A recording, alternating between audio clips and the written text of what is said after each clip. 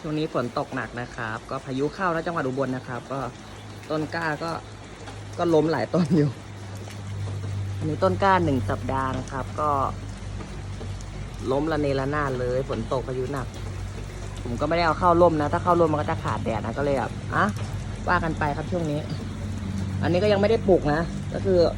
รอปลูกมา5-6 วันแล้วยังไม่ได้ปลูกเลยเพราะว่าตอนเย็นนี่คือฝนตกหนักตลอดตอนเช้าก็